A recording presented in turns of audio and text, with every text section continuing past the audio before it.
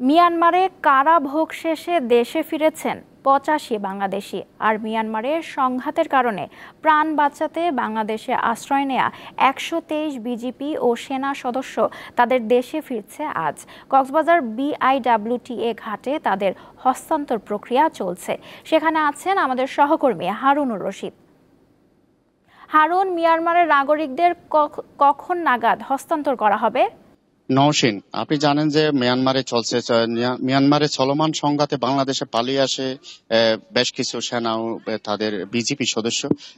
এটা হলো চতুর্থ দফায় বাংলাদেশে আশ্রয় নিয়ে মিয়ানমার বিজিপি ও সেনা সদস্যদের ১২৩ জনের একটি বহর বাংলাদেশের একটি বোটে করে তাদেরকে গভীর সমুদ্রে নেওয়া হয়েছে।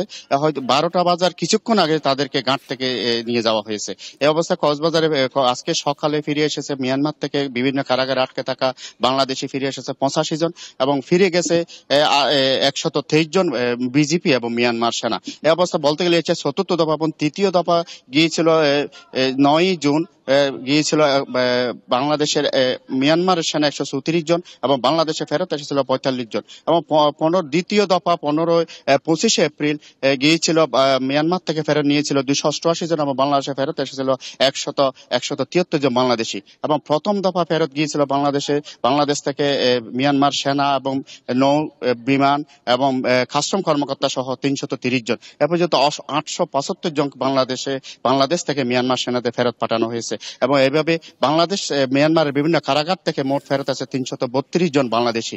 এই ছিল সকাল থেকে সেটা তাদেরকে মিয়ানমার হস্তান্তর প্রক্রিয়া চলছিল এবং ১২টা বাজার কিছুক্ষণ আগে তাদেরকে হস্তান্তর করা হয় এবং আমার পেছনে যাদেরকে দেখতে পাচ্ছেন তারা বাংলাদেশি মিয়ানমার থেকে ফেরত এসে বিভিন্ন কারাগারে তারা আটকে ছিল, তাদেরকে কিছুক্ষণের মধ্যে বিভিন্ন স্বজনের হাতে হস্তান্তর করা হবে।